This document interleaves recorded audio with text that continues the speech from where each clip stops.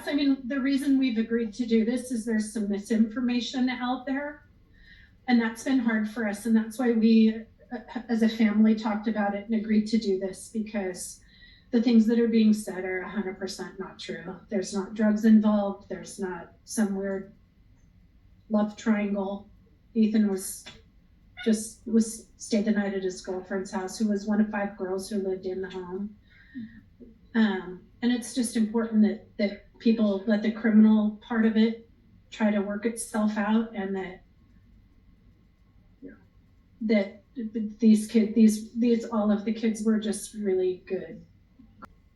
Welcome back to my mental health and crime channel. My name is Huda London. This is for education purpose only. This is the case of the Idaho quadruples. May the 4 victims rest in peace, and may the correct justice be served. I've always wondered what Stacy Chapin meant by saying that there was rumors going around that this was about rugs with D in the front, which it wasn't, obviously, according to her. And she said this wasn't a love triangle. I found it always strange because this interview was done the following day or the day after the quadruples. So we did not know that Maddie and Katie were found in the same bed. And now that Stacy mentions there wasn't a love triangle,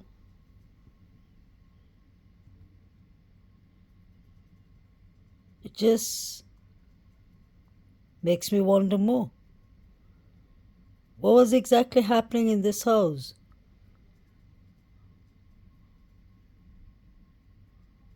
Because there could be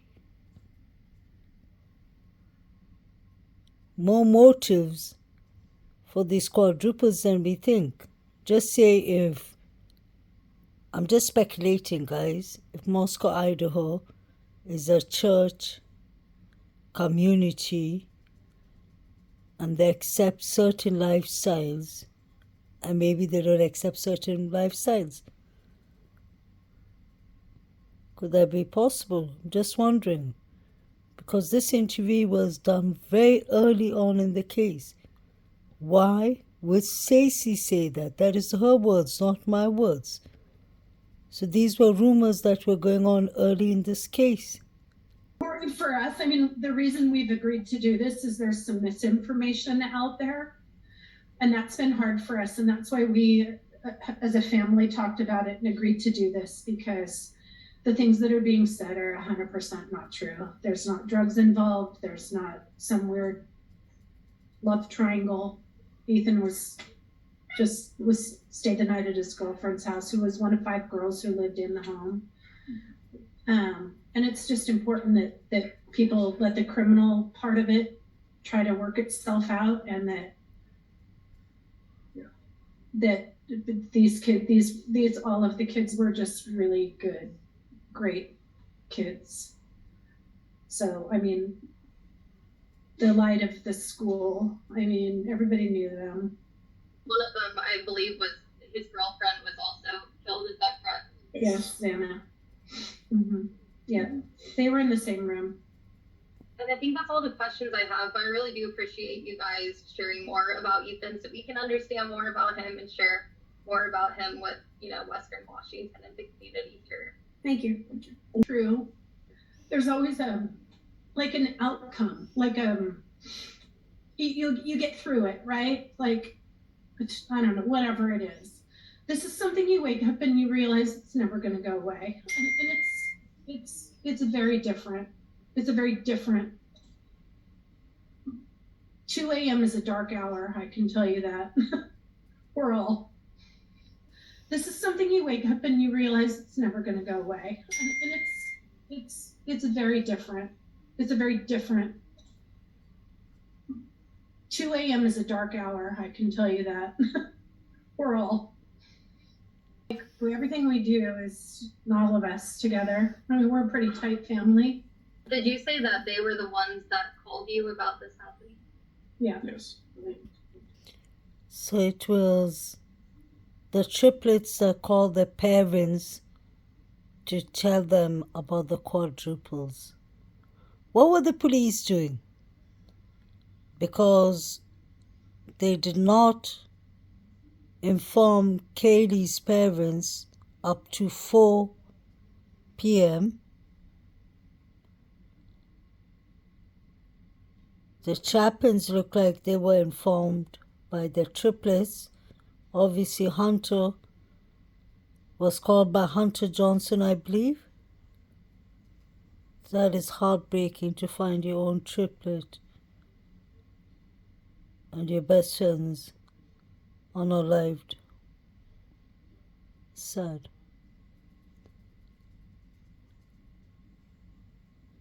So that means Stacey Chapin and Eve's father knew about it 2 a.m. at night, because they said 2 a.m. is the hardest time for them all.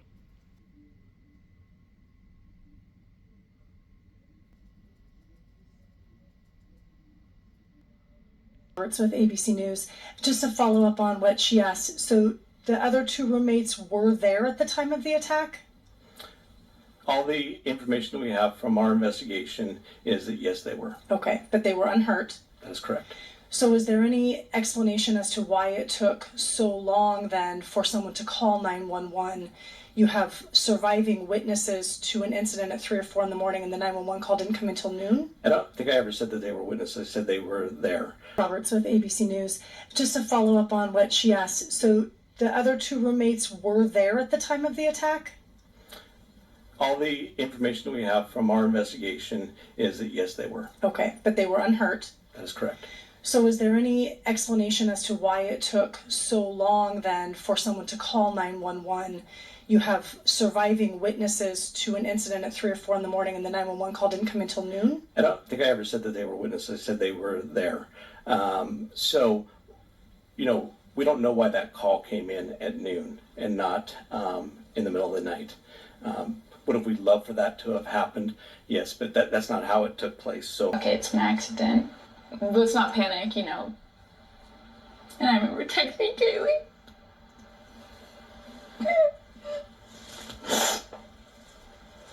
Seeing if she was okay.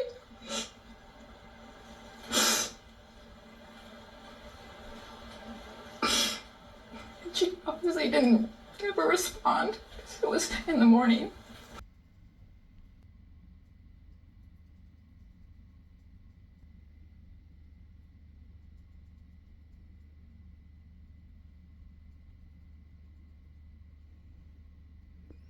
Is that red liquid on the door? Could the assault have started from the kitchen, the sliding door? Was there a hell of a fight? Like allegedly Steve Gongalves said that the coroner told him that there was a hell of a fight downstairs. That definitely meant with the couple. If Steve is correct and not exaggerating. But look at that door closely. This picture looks like it's from a horror movie. I hate to say that. It's so creepy. So sad. It's like everything is stuck in time. Didn't DM need to go to the toilet?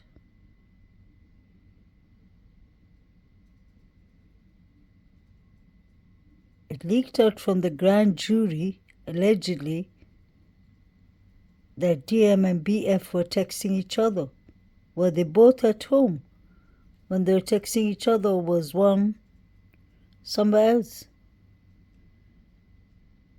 Why was there that Van's shoe footprint in front of DM's room? The Latin footprint. What did DM know? Was she scared for her life?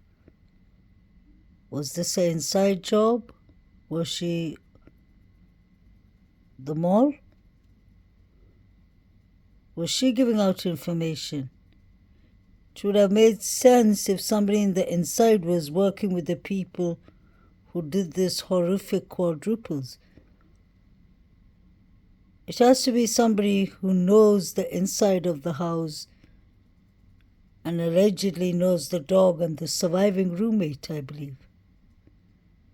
A stranger wouldn't take such a random chance, because that means the stranger isn't prepared for whatever comes his way or her way. This is a house with a dog. And I believe, like I always said, Kaylee was sleeping in her room because it clearly says in the affidavit that DM heard somebody that sounded like Kaylee playing with her dog. So I doubt that Maddie, Kaylee, and Murphy the dog were in the small room together. I think Kaylee was playing with her dog Murphy when she said, I think there's somebody here. DM opened the door 3 times without a bit of worried, without any worries. She wasn't worried to be caught. And they need to stop lying. Of course, people were yelling. There was a hell of a fight, like the coroner said. Why was DM still at home? Was she actually at home? Or did she come a couple of hours later? Did she just leave the door open and she and BF must have ran out and let it play however it played? Because let's not forget, the chief clearly said that the surviving roommates were not witness. They were just there. When did they become witness then? DM, BF, Jack, John, Showalter are all from Boise, Idaho. So is Jake, although he's much older than them. BF was dating Showalter, 2016-17, I believe, or 18 when they were in high school. You can see that she's sitting on his lap, or they're close friends. So it's easy for friends to make a plot together easily.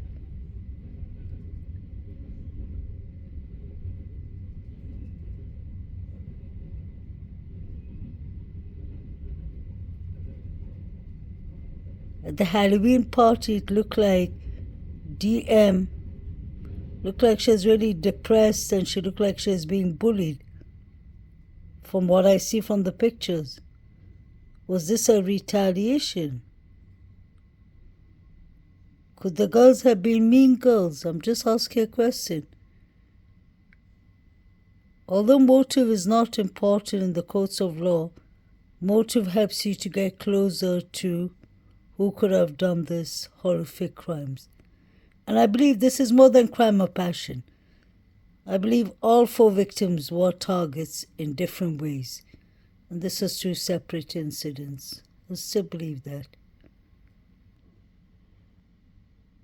The sliding door makes a lot of noise when you open it and when you shut it.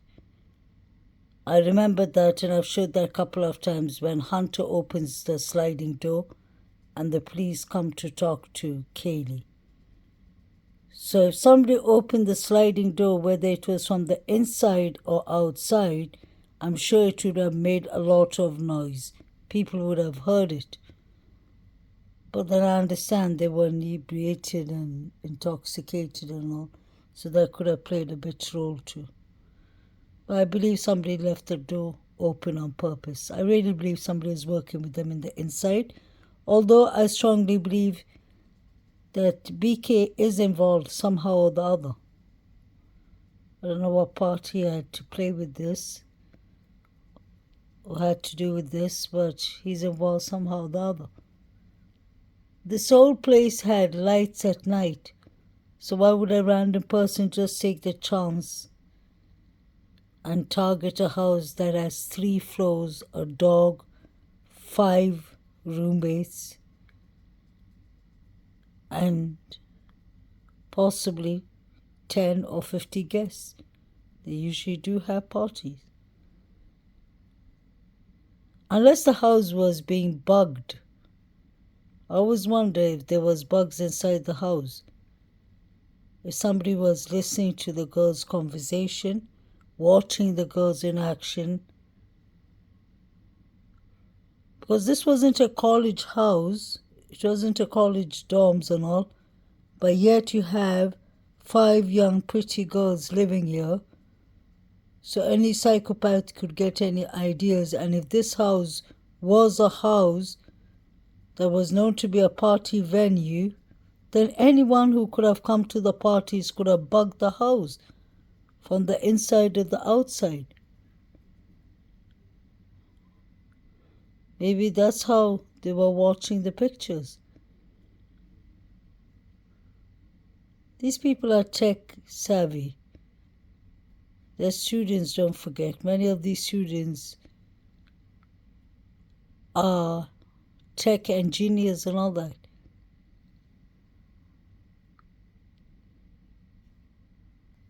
I wonder what the detectives are looking at. You have the ladder next to or under Xana's room.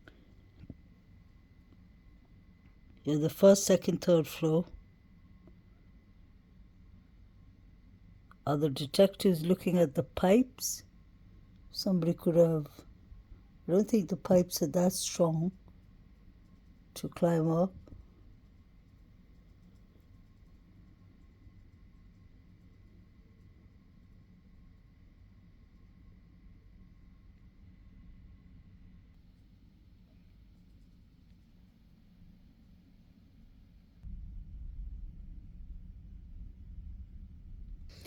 What did Maddie tell Adam?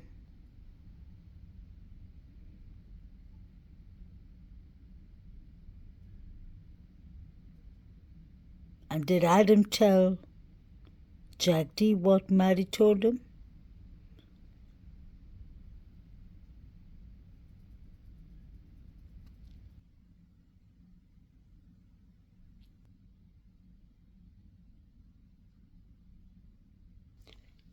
This was Bethany Funk, is Venmo, in 2021 at least. Just wanted to show you some examples of code names that have been sent around. This is an example from BF is Venmo. Emaya Condon paid Bethany Funk COKE. Strange. This is another payment to Bethany Funk. CRACK, and you can read the rest. This can't just be a coincidence. Too much to do with CO.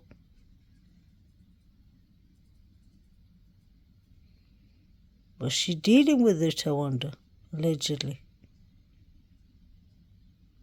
Could that be the reason that the house was the target? That was according to the prosecutor, William Thompson. He corrected the police and the press by saying it wasn't the roommates that were the target, it was the house. Could this be the reason why? Were they selling rugs in the house, allegedly? And the local Uber driver said clearly that this was a place he used to drive people down to buy some rugs. This was 2021, July. BF paid Xana Canoodle, may she rest in peace, EUTT implants. They have strange code languages. This was in April 2021. McKenna Burcham played Bethany Funk. And she wrote, "You're big." I can read the rest. What is wrong with these youngins these days? Is this all code language for rugs? Allegedly? I think this is all code languages. This is another example. Claire Cirillo paid BF Big Peen. I don't know. I don't know what these people are up to. The surviving roommates are definitely involved, I personally believe. Well, they're actually selling rugs in this house, allegedly. And we've seen Emma Bailey in this house before, 1122 Kings Road. Was she the main supplier? Allegedly. She's been in for OD. She OD'd a young boy. She and her boyfriend, 38-year-old man called Demetrius with a lengthy criminal record.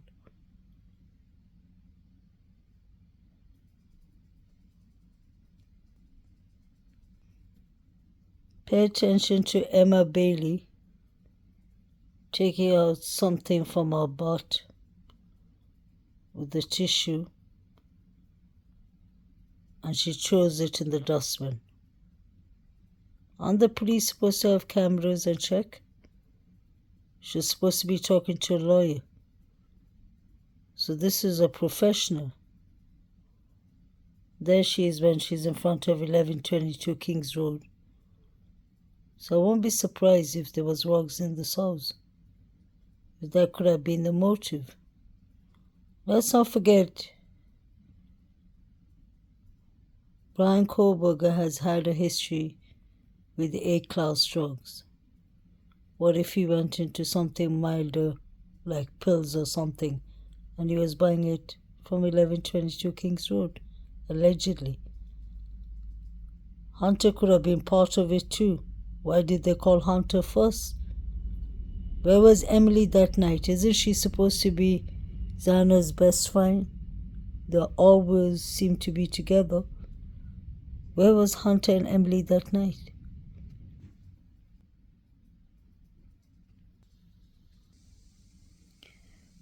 This is the picture of Quinn Kelly on social media denying that he's been ever to Idaho, Moscow. Many people were saying that it's him and Dylan. Dylan is with the red mask and he's with the black mask, but he's saying it's not him. I wonder if it was Quinn Kelly was driving the black truck that drove from Kings Road down to Taylor Avenue. Something very shady about DM, BF, Quinn Kelly, Jack Schwarter, Jack D, Hunter, Emily, the Davids.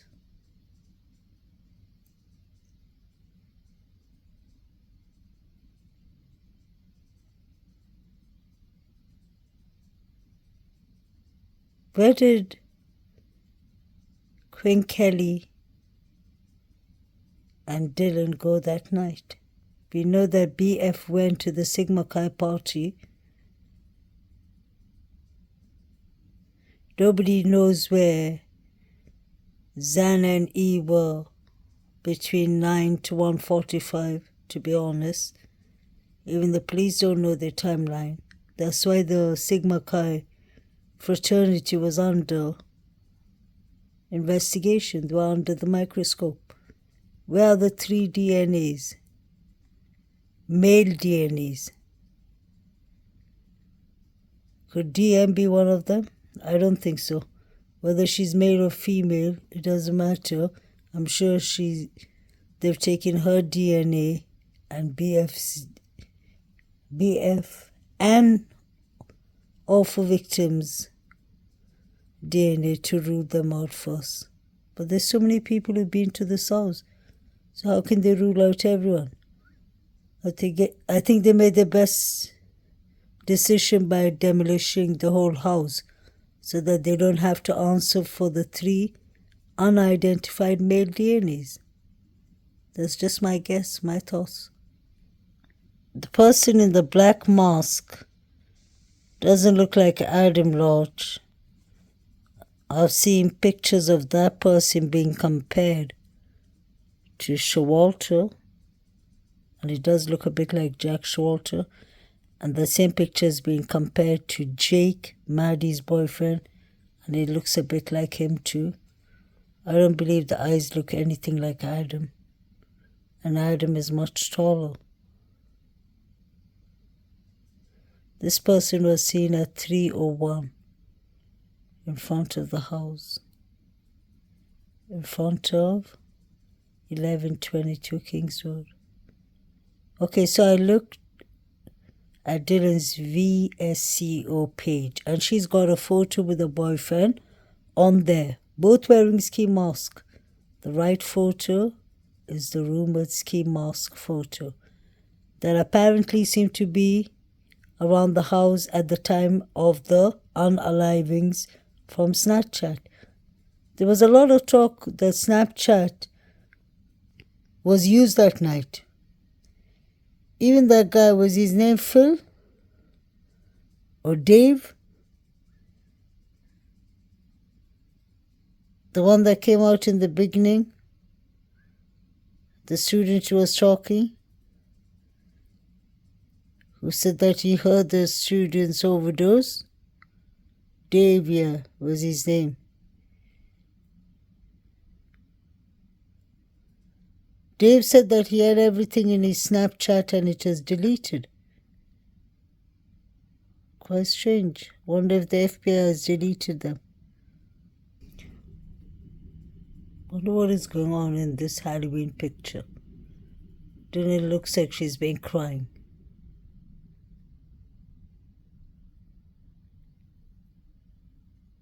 She looks like she can't leave for some reason.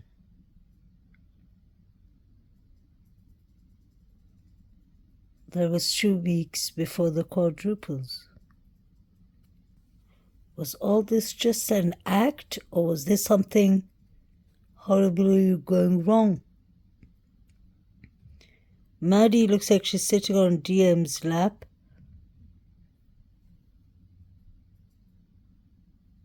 Zan is sitting next to DM. She's got her legs locked up, it looks like. I don't know if DM is crying or laughing. It's Halloween. But I don't know. This is some kind of punishment from the older sorority sisters. Is this hazing? So I guess Maddie and Jake were together for 2 years. Sad.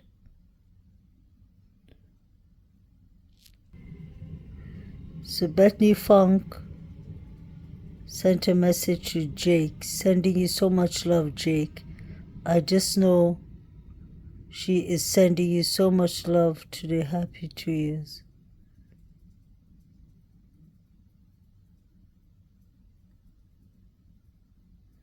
Yeah, so this was, I think, after Maddie was unalived.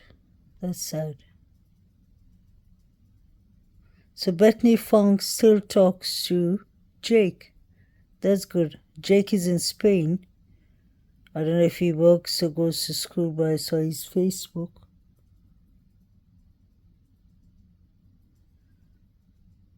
So sad, there's so much to live for. Well, it's strange. Dylan even replied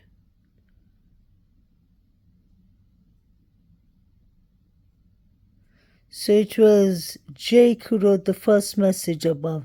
Happy 2 years, Maddie. I miss you so much. I wish I could spoil you today, but I'm sending extra hugs and kisses to heaven. I love you. So sad. And then Bethany Funk says, sending you so much love, Jake. I just know she's sending you so much love today. Happy 2 years. DM replied. She said, yeah, she sent hearts. So much happy 2 years. This picture is so cute. That's Kaylee's sister sent the message. So sad.